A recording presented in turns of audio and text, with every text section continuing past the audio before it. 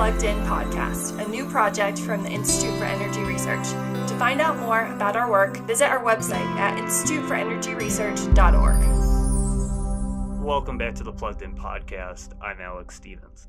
IER's senior economist, Robert Murphy, recently visited Connecticut College to give a presentation on the economic response to climate change. Today's episode features a recording of that presentation.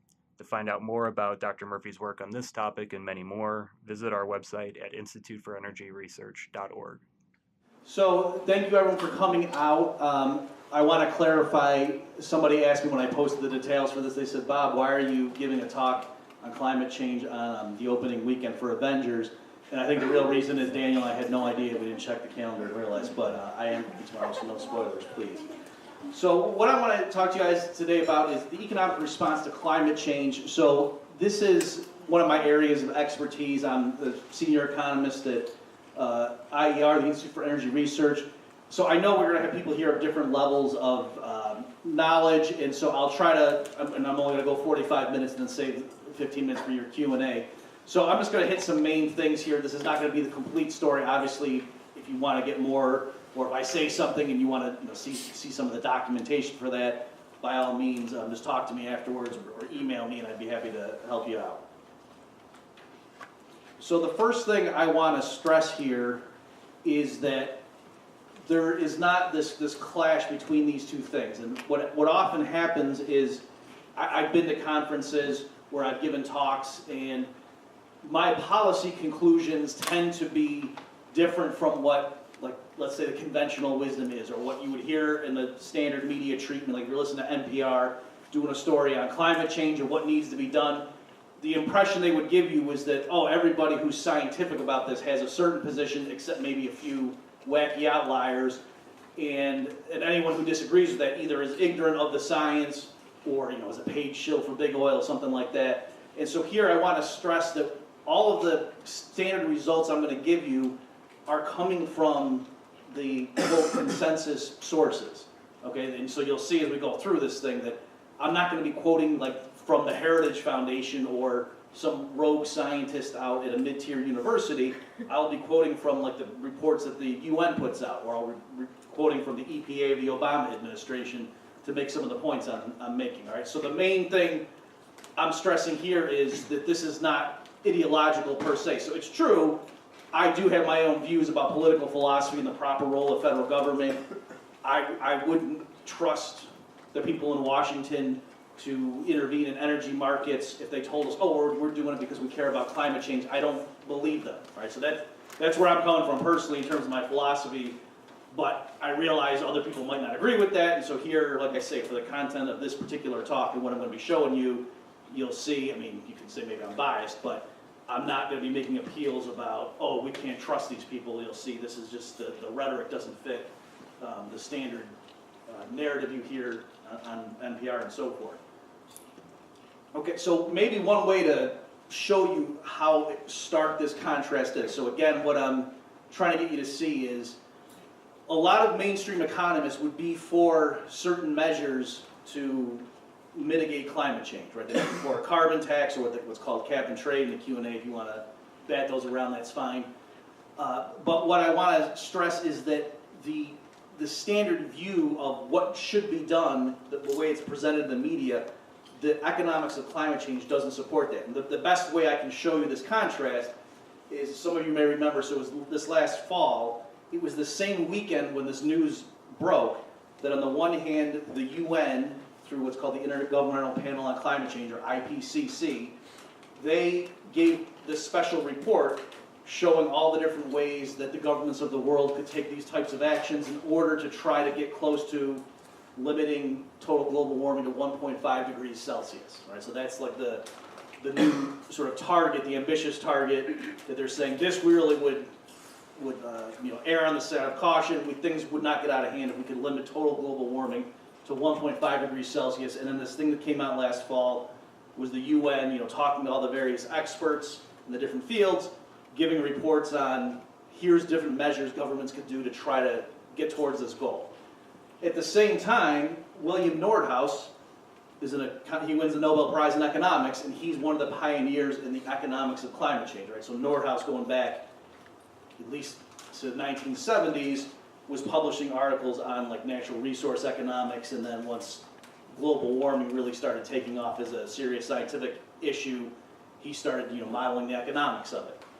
And also, in case you don't know, Nordhaus is not a right-wing person at all. He was one of the co-authors with Paul Samuelson of a famous, let's call it left-wing economics book that was very Keynesian in terms of government, advocating a role for government to smooth out the business cycle. So Nordhaus ideologically is not like a small government person, just so you realize that. And so what's funny is you would think, Nordhaus wins the Nobel Prize for his work on the economics of climate change. The UN's coming out saying these are the things governments need to do to limit warming to 1.5 C, or at least to try to hit that ambitious target. Because look at it, every year is bringing more data about how dangerous climate change is. So you would probably think the guy who just won the Nobel Prize, his work would at least be consistent with that, right? Surely. And actually, no. His own work, I could show you quite clearly that what the UN's target was crazy. All right, and I'll show you a slide. But so this, it would be, I'm trying to think of an analogy that would do this justice. I suppose it would be like when someone wins the Nobel Prize, in medicine, and the Surgeon General comes out with recommendations for whatever, breastfeeding or something, or when to get checked for cancer, and that person's work who just won the award was, saying what the government was doing was totally bad and was going to, harm people. Like, it would be something like that. So this is from Nordhaus's paper he wrote in 2017, just summarizing, his work. And you can see here that, so this text is from him. I just took a screenshot of it. And so that straight line is saying the baseline. So he's saying if the governments of the world did nothing, and these are the years, and this is the total global temperature increase. So how this is quoted is it's from the year 1900. All right, that's the baseline. Okay, so they're saying this is how the Earth would warm. And you can see if the governments of the world, quote, do nothing or do nothing additional beyond when he was doing this analysis, his model showed that by the year 2100, you can see that line goes up, and that's up to about 4 degrees Celsius of warming. Okay, and so wow, that's a lot. That's way above what we hear as the conventional targets. But Nordhaus, that blue line, you see the one with the blue circles there, that's what he calls opt up there. And so that's short here. What that legend means is that's the optimal amount of warming if the governments of the world enacted a carbon tax calibrated to what Nordhaus's model says is the right one. So let me be clear, I don't want you to misunderstand. I'm not saying William Nordhaus is the authority and what he says is final. I'm just saying the guy who won the Nobel Prize for his work on this stuff, if you asked him, your model that you developed, that's one of the cutting edge models in this area, his model was one of the 3 that the Obama administration used when they were modeling this stuff to give recommendations for what they call the social cost of carbon, if you know that phrase. So this is what the experts are using, and I'm saying that his own model shows the optimal amount of warming is about 3.5 degrees Celsius through the year 2100. So why is there, why would the optimal warming be 0? Right? Why wouldn't you just say let's not have any more global warming if it's a bad thing?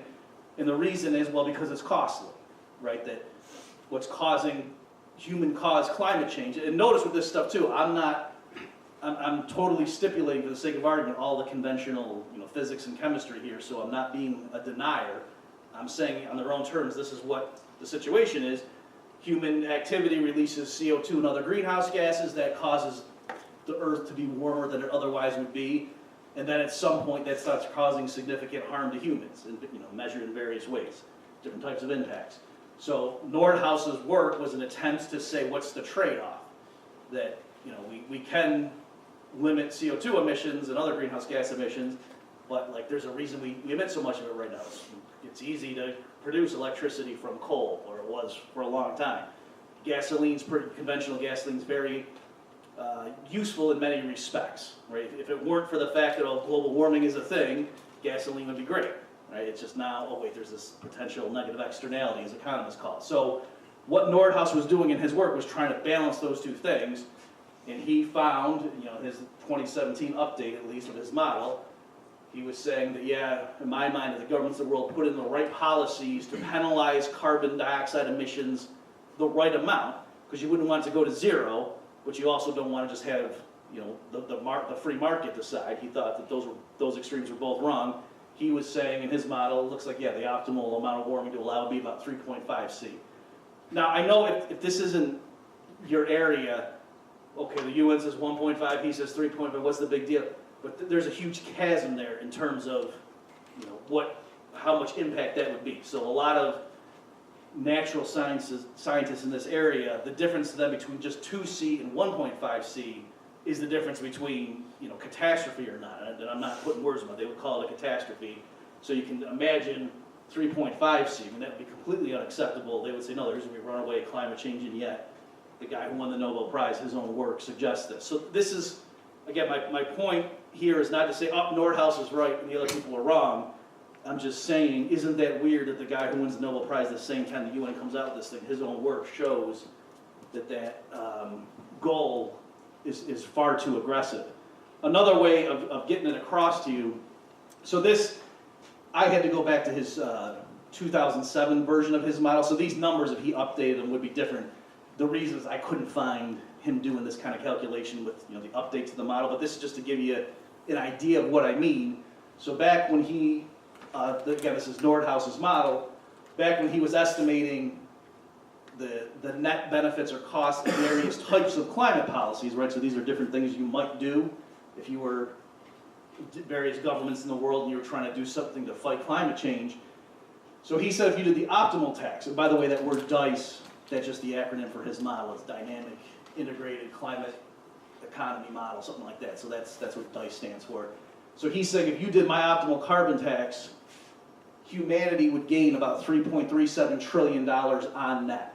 Okay, and we don't mean literal dollars, obviously we mean measuring things in dollar terms. Okay, so again, my point here is not there's anything special or magical about these particular numbers. I just want you to see the magnitude and the sign that he assigned to these various scenarios. So he was saying in the best case scenario, where all the governments of the world did the textbook correct thing, we would avoid a certain amount of potential climate change damage, so those would be the gross benefits, but then we would also have slower conventional economic growth, right? Because we're putting limits, we're using more expensive forms of electricity, it's more expensive to drive our car if we have limits on emissions.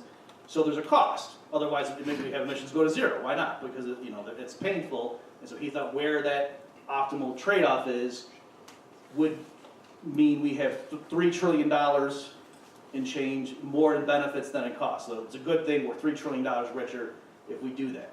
Okay, so Nordhaus is not a laissez-faire guy. He wants governments to do something. He's for a carbon tax, and he's saying if you did the right one, we'd be $3 trillion richer measured in a certain way. Okay. So whether you think that's a sensible sentence or not, the issue is look at the other policies. You can see they start doing other types of things and the net benefits go down. If they start doing stuff that's too aggressive, according to him, like limiting atmospheric CO2 to 420 parts per million, and by the way, there are groups out there, there's a website, I think it's 380.org, where they're saying we think the optimal level of CO2 in the atmosphere is 380 parts per million, right? So this is a far looser, more lenient target. And again, Nordhaus back then was saying that would make humanity almost $15 trillion poorer than doing nothing. Okay, so these numbers are the net benefits or costs relative to a do-nothing baseline. Okay, so what I'm just trying to show you is the things that the UN is saying right now would be down here, right? That's if you map and said, okay, what do we have to limit the CO2 in the atmosphere to in order to get a 1.5 C total warming, they would be down here. So you can see, not only does Nordhaus say that they would hurt, they would be a cure worse than the disease, if you want to think of it like that, but it's several times bigger in magnitude than even the benefits flowing from what he thought would be the optimal policy. Okay, so here again, showing if governments were too aggressive, Nordhaus' work showed that could be far worse than the potential benefits. All right. Let me just mention one somewhat technical point, and don't worry, the whole talk's not going to be this much, but for those of you who are here, do you really want to understand part of what's going on in this and why this is a slippery topic? And I think a lot of people don't understand I could say trick, but that sounds like it's duplicitous, and I'm not saying it is duplicitous, but when people say things like the social cost of carbon, that's what SCC stands for, so that's a technical concept that says how much, when you emit one more ton of CO2, how much net damage does that cause to humanity, and they measure it and they come up with a number, and then that's what the optimal carbon tax is supposed to be. And so what I want to mention to you, though, is that the discount rate you use in that analysis drives everything. All right, and I'll give you an example in a minute just so you can see numerically what I'm talking about. And normally they would use a 3% and a 7% discount rate. Okay, so discount rate just means if you have future costs and benefits, how do you translate them into present costs and benefits? Okay, so this, I just grabbed this because they were at my fingertips. This happens to be from the May 2013 update. I went back to the Obama administration because there's a lot of people don't agree with what people in the Trump EPA did. All right, so I don't want you to be concerned that this is ideological and they're doing something slippery. This was from the Obama administration's EPA when they gave their update in May 2013, or was the one I grabbed, of what's called the social cost of carbon, the SCC. This is what they were, if you were following that stuff and you read it in the newspaper, they would be reporting this one probably. So it's a 3% discount rate. So they would say, oh, the social cost of carbon, like in the year 2020, is $43 a ton. So that's saying for every ton of CO2 humanity emits, in a sense, that's causing $43 worth of damage to humanity. You know, that's just because of climate change, all things considered, measured over the next 3 centuries. All right, in the computer simulations, that's where these numbers come from. But if you went from a 3% to a 5% discount rate, all of a sudden, look at how much the social cost of carbon drops. If you go the other way and you make it lower to 2.5%, the social cost of carbon goes up. Okay, so just for example, look at the 2010's numbers. If you use a 3% discount rate, it's $33 a ton. If you use a 5%, it gets cut in a third to $11.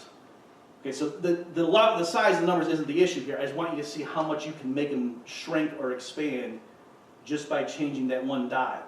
So again, this has nothing to do with the assumptions about the chemistry or what do clouds do in terms of trapping heat. This has nothing to do with that. We're looking at the same simulation of physical, what happens to Earth and ocean, sea level rises in the computer simulation, and it's just saying, okay, it's under certain, and it runs, thousands of them.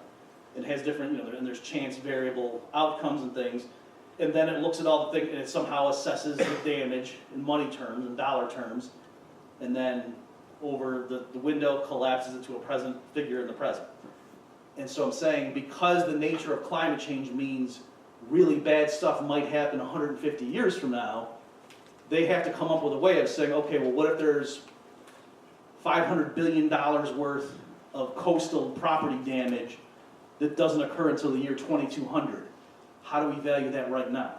So it's not the same thing as $500 billion of damage that happens next Thursday, right? Because it's not going to happen until the year 2200. So you want to make it less than $500 billion, but you also don't want to say, well, let's just ignore it completely, because then that's a big deal. If our actions somehow caused $500 billion of damage in the year 2200, we'd want to take that into account. We wouldn't want to ignore it, but you also wouldn't treat it the same as this $500 billion of damage that you're causing next week. Okay, so that's what the discount rate does. It's saying every year, what percentage do we discount the importance of that cost? And so I'm saying, because the nature of these things, where they're huge damages that don't occur for decades or longer in the future, you can see how much just tweaking that discount rate affects the numbers. And so what I told you before on the previous slide was the standard thing that federal agencies use, the rule from OMB, when they're doing cost-benefit analysis, just so it's apples to apples, is they say you got to use a 3% rate and a 7% discount rate, and that has to do with like the cost of capital and how much consumers would pay to save money and things like that, how much they're paid to save. That's where those numbers came from at the time OMB issued it. And so just to give you an idea of how screwy this is, the Obama EPA, when they were publishing these results, they didn't publish what the social cost of carbon would be at a 7% discount rate. They just flat out didn't publish it, even though OMB required them to do so. And so all the agencies had to run cost-benefit analyses without that information. And there was stuff like reports would say at a 7% rate and there'd be an asterisk, and you'd look down at the bottom and it would say, we actually don't have the 7% rate, so we're using the 5% rate because it's not available. All right, so I'm just saying, like, they were ostensibly complying with the regulation even though they couldn't. So what I'm now saying to you is, why didn't they give the number? Well, again, look at how this works. At a 3% rate, it's like at $33 a ton. If you bump it up to 5, it drops to 11. If you brought it up to 7%, it would go down even more. And I think in some of these early years, it might actually have been negative. Okay, so they would have been, the computer would have been spitting out the result, if you used a 7% discount rate, that we should be subsidizing coal-fired electricity. You know, we should be sending subsidies to coal miners, which of course is, you know, that's not what they want the answer to be. Okay, so again, it's just a quirk of how these things are modeled. And so my point is, when the story coming forth from the media is that, oh yeah, this is all the science involved, and you know, anyone who's reputable knows there's immediate action we need to take on climate. I'm saying a lot of that is just driven by something as innocuous as, well, what rate are we using to discount the future? And that's clearly not something that a chemist knows the answer to. That's not something from natural science. That's like philosophy, if you will. Okay, so again, just another quirk of this to show you, these are not, you know, this is the Obama administration's own table that I'm showing you this stuff from. Okay, let me use the Paris Agreement to also illustrate, again, this divide between the way it's treated in the media versus if you just dig a little bit and see what the numbers are. So, as many of you I'm sure know, Trump on June 1st, 2017 said that the U.S. is going to withdraw from the Paris Agreement. There's a long, drawn-out process by which that would actually be affected if it happens. And the reaction at the time was apocalyptic. So, for example, Stephen Hawking saying this could push Earth over the brink. Paul Krugman in the New York Times had an op-ed saying Trump's id threatens the planet. Okay, and he was saying that we need to elect Hillary, or he was saying we need to elect Hillary Clinton because, you know, what Trump's going to do in terms of deregulation, Earth itself is at stake. All right, so you guys have heard this rhetoric. And so what's interesting is you would think that, okay, according to the consensus literature then, the Paris Agreement must be able to solve the problem, and shoot, if only Trump hadn't ruined it, right? I mean, that clearly has to be the narrative, otherwise this reaction doesn't make any sense. Let me just give you a little bit of background about the Paris Agreement. So it was negotiated under UN auspices from representatives from almost 200 countries. It was adopted in December of 2015, and more than 195 parties have signed and 175 have ratified. And what they said in the Paris Agreement was they want to limit global warming, again, they refer to like a pre-industrial baseline, to keep that total warming well below 2 degrees Celsius and pursue efforts to limit it to 1.5 C. So again, I've already showed you with the work of Nordhaus, both of those targets don't make it, it would be better to do nothing than those, according to his work. But okay, so that's what it's saying. And then each country announced its own intended contribution. Okay, let me, just as an aside, to put in perspective, you know, how much the U.S.'s decision may or may not matter on this. So it's certainly true that historically the U.S. was a big emitter relative to the rest of the world in terms of CO2. But going forward, and I picked the A1B, that's one of the climate scenarios, using a conventional way to measure emissions or to forecast emissions, you can see that the U.S. going from 2017 to 2100 is only going to have about 11% of total global emissions, whereas India is going to have more, China is going to have about triple the U.S. emissions. All right, so again, it's largely what other countries do anyway on this matter, and so some people say, well, you know, if we don't act quickly, then China's going to take the lead on renewables. Okay, I mean that might be bad news for U.S. industry, but certainly that's good. You know, if the narrative is we want to stop global warming, then okay, that's what you would need to have happen. Okay, but back to my main story here. Again, the fact that Trump said the U.S. we're pulling out of this thing, we're not doing it, and everyone's saying, uh-oh, there goes the planet. That doesn't make sense when you realize that people who are extreme advocates for strong global warming policies, for example, this guy David Roberts from Vox, he was saying no country on earth is taking the 2-degree climate target seriously. All right, and he wrote that in late April of 2017, so that was before Trump pulled out of Paris. Okay, so going into Trump's decision to tell everyone the U.S. is pulling out, serious people, and again, if you don't know him, but just your background, again, this guy David Roberts is very much in favor of aggressive government action to intervene, and he's telling everybody, the governments of the world, by their own announced targets, that's not going to add up to stopping climate change from surpassing the 2-degree target. Give you another example. So there's this website, climateactiontracker.org, you can check out. Again, these are not Republican conservatives by any stretch. These are left-wing progressives who are very much thinking humanity is going to wreck the planet if we don't do something quick. And they have on their website this nice icon, thermometer looking at the Paris Agreement. Okay, so you can see here the goal, so that's 1.5 C. I know it's might be small for some of you in the back there. It says we are here, 1 degree C warming as of 2018. Okay, so as of the year 2018, when we say how much has the Earth warmed, it's about 1 degree Celsius compared to pre-industrial times. And so they're saying, oh, we only got half a degree left of comfort from when scientists are saying we're going to go beyond a tipping point. This is like, what the aggressive UN goal was and what the Paris aggressive goal is.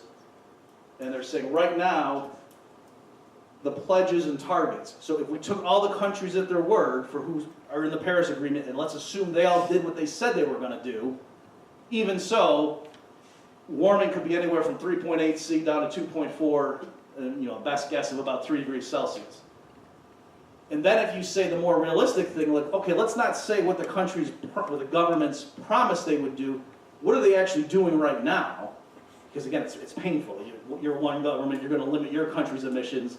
That mostly benefits the rest of the world in terms of lower temperature, whereas it's your economy that suffers. So that's kind of the deal here, is that each participant is agreeing to slow its own growth, but kind of on the expectation, okay, you guys are all going to reciprocate, right? So we're all going to keep the planet from warming too much, according to these standard models. So you would expect the pledges to be more optimistic or generous than they actually follow through with, especially if some other government gets elected down the road.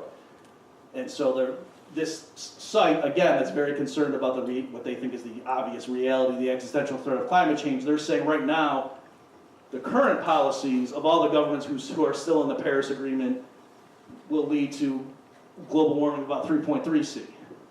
Okay, so to me, the story here is not, oh my gosh, Donald Trump pulled out. The story is clear that this was not working. It is not working, and you're distracting people by focusing on Trump having pulled out. So it's true, all the things, no one's going to stick in it if the U.S. isn't in it. I mean, I get that claim about leadership, but wouldn't it also be a leader to pull out of something that clearly isn't going to solve the problem even on its own terms? Okay, so whatever you think about Trump's decision, I'm trying to get you to see here, the only way that normal reaction makes sense is if this Paris Agreement were going to work, and then Trump ruined everything. Whereas you can see, no, this wasn't anywhere close to being on track to working, even according to their own models.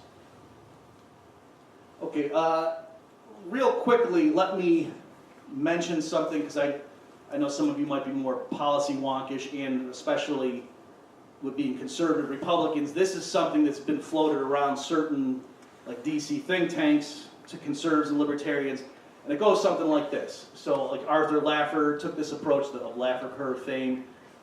There's the Niskanen Center in DC. R Street was an organization out of Texas. So what they're doing is they're going around to, and they have a few like Curbelo and a few other, they had some people up, Republican legislators, and what they were doing is saying to the Republican base, or conservatives generally, let's say, look, we understand you don't trust Al Gore, okay? We don't trust him either, we don't like the guy, but this is a real thing. And they say, but you know what, it doesn't matter. Whether or not this climate change stuff is the threat that the people on the left, the Democrats, that Hillary, or whoever the latest person is that they're worried about, is saying, cut a deal with it, call their bluff. Say to them, okay, if this isn't about big government, if you really are just concerned about saving the planet, go ahead and put in place a carbon tax, but then agree that you won't use it to spend more money. You're not going to spend it on green projects. You're not going to give it as block grant assistance to other groups, or you're not going to use it to fund new battery programs. What you're going to do is give tax cuts to Americans, right? Lower payroll tax, lower the income tax rate, and have it be revenue neutral. So the government's not keeping more money, they're just, putting in place a carbon tax to disincentivize people from emissions, and then they use that money to reduce taxes on labor and capital formation, right? So if you know, like Arthur Laffer, how he's real big on trying to cut taxes and the stimulative supply side effects of that, that's what he was saying, that if it's bad to emit stuff, and their slogan is tax bads, not goods, right, which is kind of a catchy thing. So look, we all agree carbon emissions probably aren't great. Maybe that's not as bad as some people are warning, but probably not a good thing. Whereas working and saving, that everyone agrees that's good stuff. So if the government's got to tax something, let's tax emissions. And again, we can call the left's bluff and tell them, you want a carbon tax? Okay, fine, but you don't get to spend that money. You got to use it to get tax cuts. And if you don't want to do that, then that kind of reveals this isn't about the climate, is it? It's just you want more money, right? So that was the rhetorical strategy. So I understand where they're coming from, but I just want to point out that doesn't work on its own terms, right? That the literature does not support that. If they go so far as to say, which plenty of them do say, that whether or not climate change is a big deal, if we put in place a carbon tax and use the money to cut these other taxes in a revenue neutral scheme, the economy would grow faster, we'd have more employment, and if climate change is a thing, well, then it helps there too, right? That's the way they were selling it. And I want to say that it's actually, the literature doesn't support that. So this is the one slide I'll just show you on that, and then I'll move on to a separate topic here. This is just showing what happens to the economy from implementing a carbon dioxide tax at $30 a ton and then using the revenue to refund different things. Okay, so if you just give the money back to Americans in a dividend payment, which some groups are wanting to do, it hurts the economy the most. You can see it gets down to like about negative 3.5% of GDP. So that the economy is about 3.5% smaller with that approach than if they didn't do anything. The only way to get a positive amount, that green line, is if they use the money from the carbon tax to cut capital taxes, like the corporate income tax. Okay, so again, what this is showing, and this chart was from a pro-carbon tax group. So again, with all this stuff, I'm going to people who are sympathetic to it, and I'm using their own numbers just to show you some of the stronger claims for aggressive action don't hold up. That if you were to put in place a tax on carbon and use the money dollar for dollar to cut other taxes, unless you just did it for the corporate income tax, the economy would hurt. Okay, so the last thing here I'll mention, so I've gone through and shown you, it's true, I don't think that the impacts of climate change are as severe as some of the more apocalyptic measures or warnings, and I think I've shown you the approach of the governments of the world to try to solve this so far isn't working, even according to their own warnings. So you say, okay, so what do we do? So let me just mention, if this is an issue, humans are working on other possible solutions that don't involve government funding or specific government program. So here, let me give you 4 different types of options. So one thing is, and I know some of these are fanciful, but again, you want people thinking outside the box because the stuff they're doing right now is not going to work according to their own models.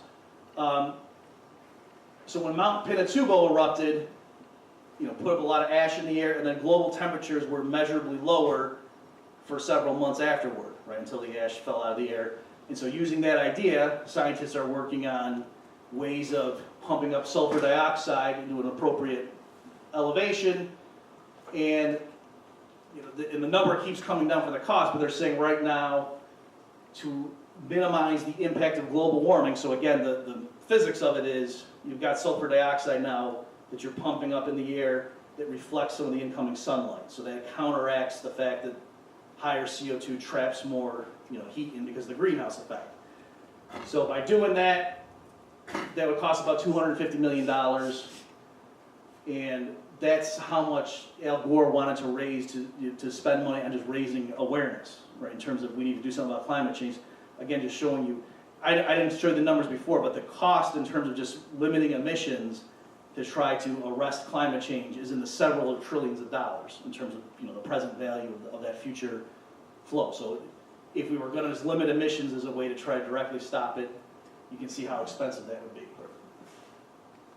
Another idea is to fertilize the oceans with iron. Okay, and so you drop iron, that makes it, various things bloom. So there's more plant growth in the oceans, and that absorbs more CO2. Right? So again, what the issue is, there's too much CO2 in the air. How do we suck some of that out? This is one proposal. Again, scientists are looking at that to figure out how could we actually do this on a massive scale. You may have heard, some of you, this physicist Freeman Dyson. He had an idea to genetically modify trees to absorb more CO2. All right, so he was saying, okay, it would take a while to get to a certain point, but certainly by the year 2030, 2040, he thinks it would be easy for agronomists who have engineered trees, normal trees, except they have the property of they're very absorbent of CO2. So that's, think about what a tree does. It takes CO2 out of the atmosphere, sucks it into itself. So he's saying that's one way of implementing this. And then beyond that, there's literally a direct air capture technology they're working on. You can go look at YouTube videos of this. So it's just, giant turbines that spin, they suck air through them. Just like if you have like a dehumidifier in your basement or something and it sucks moisture out, well, they can literally extract carbon directly from the air. So technologically that's possible. They wouldn't do this right now because it's too expensive. It would be cheaper to just not put CO2 in the atmosphere in the first place rather than sucking it out. But this is one thing that they are working on. Okay, so in summary here for these prepared remarks, yes, there is an issue with climate change. I think a lot of the warnings have been exaggerated. So if you go and read the fine print on some of this, a lot of this stuff, it will say these things could happen or may happen. And yeah, it might. And there could be an asteroid that comes. There's all sorts of things that could threaten and cause huge damages, even though they might be low probability. And the question is, what do people do in terms of getting ready for it? And I would say the particular measures that the governments of the world have proposed, if you actually look at it and say, okay, doing that thing versus not doing that thing, is that going to solve the problem? And the answer is no, it wouldn't. And even something like the Paris Climate Agreement, which clearly is the best example of a global coordinated effort of the governments of the world to solve something like this, you see the problem that what they've agreed to wouldn't come anywhere close to solving the problem according to the way that they've set it up. And then again, the last thing is the rhetoric here does not match the underlying economics of it. So yes, physicists and chemists and biologists, they can certainly talk about different scenarios and look at the natural science and say, if this happens, if this much emissions occur, these might be some of the impacts. But that by itself doesn't prove, therefore, we should stop doing that. So to give you an analogy, an engineer could look at a plane and tell you, well, here's the chance that this plane's going to crash. Given the way it is, given the maintenance you're doing, every such and such million passenger miles, you would expect one plane crash. Is that enough information to know whether this plane should fly or not? It's not, right? I mean, the only way to truly guarantee no plane crashes is if you don't fly. And that's clearly, we don't think that's the right thing to do. We still choose to fly even though, now if there was a 50-50 chance a plane's going to crash, no one wants to get on that plane, right? So the numbers matter. And what I'm saying here too is, yes, there are certain risks in this literature, but when you go and analyze the numbers to see, do they support the conclusions that are then trumpeted as just being matter of fact and obvious, it actually isn't. I don't have it here too because I didn't want to overwhelm you guys with charts, but a more recent example I worked on where somebody was pointing out, oh, well, here's what the UN says will happen in such and such, or there could be warming of up to this amount, there could be damage, up to 25% of global GDP could be wiped out by climate change if we do nothing. If you go and look and figure out how did they get that number, it was something that was, they had like a probability distribution of what could happen, and it was like, here was the middle of the bell curve, and it went way out to this tail end, and you couldn't even see the graphic anymore. Like that's how little it was in terms of the event that would have to happen in order to justify the newspaper headline saying, new report says, this much, the 25% of the global economy could be at stake. So that's not a false statement. Yeah, it could be, but when you look at the report, you see that's a vanishingly small possible outcome. That's probably not what that study said was going to happen. So with all this stuff, humans are going to adapt. They're going to come up with ways to solve it. in general, even if something isn't a legitimate problem, I don't trust the governments of the world to solve it. And so I would say those of you who are concerned about this, that come up with other types of solutions, things besides just saying, oh, let's have the government do X, Y, and Z to take care of it. Because in general, that usually doesn't work. And on the specific issue of climate change also, the policies that are proposed don't solve the problem, again, even on some terms. Okay, so thanks for your attention. I'll stop there and I'll give the rest of the time for your questions.